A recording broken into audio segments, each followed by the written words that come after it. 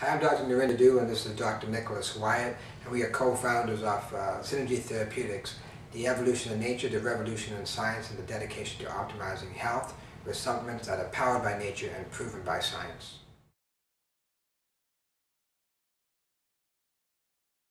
Yes, that is correct. One of the bigger concerns with vitamin D is having a vitamin D toxicity due to intaking too much vitamin D. Well, one of the biggest reasons why not to be concerned with the vitamin D toxicity when taking vitamin D10 is the fact that no one has ever had any type of toxic event from receiving too much sun. Like we stated earlier, the sunlight produces 10 to 20,000 international units a day, and we have yet to have a reported toxicity from receiving vitamin D from the sun. Now with vitamin D10, people say, well, you know, I take it all year round. Am I still at risk for getting the toxicity? Well, remember we said once you get to steady state in 3 to 4 months, your levels don't change much from that.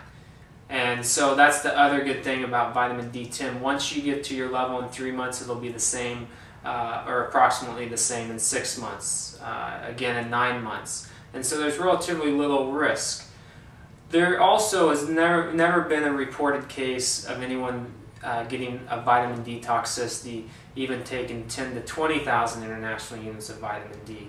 There's studies that show 10,000 international units of vitamin D throughout the winter months is safe, and that no one in the study received any signs of toxicity.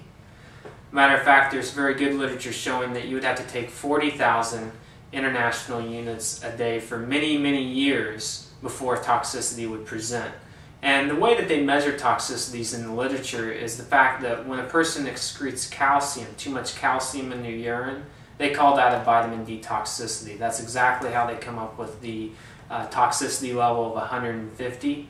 One patient, when they were taking vitamin D, started excreting calcium at a level of 150, and so they said that's the toxic level, which is not true. Patients walk around, or people walk around near the equator with vitamin D levels of 200, 250.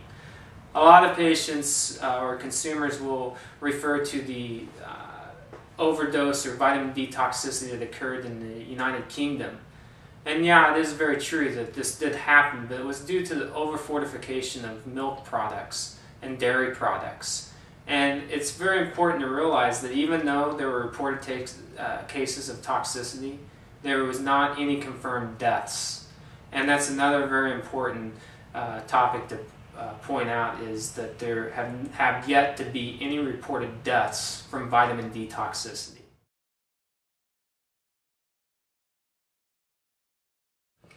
Sure, a couple of controversies with vitamin D toxicity is that, first of all, vitamin D behaves very much like a steroid, not a vitamin, and therefore the accumulation is not realized in the human body, because the D3 will have to be activated in the liver and then subsequently in the kidney and other tissues into the 125 hydroxy vitamin D, which is the active form.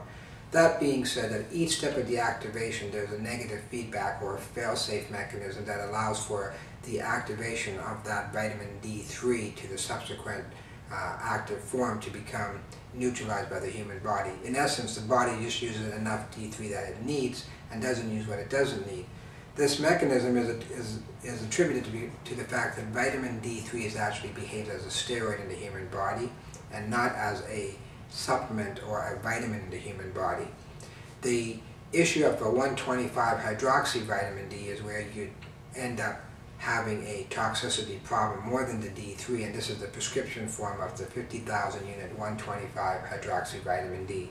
Because it is the most active form of vitamin D, it is also the one that bypasses all the fail-safe negative feedback mechanisms in the human body.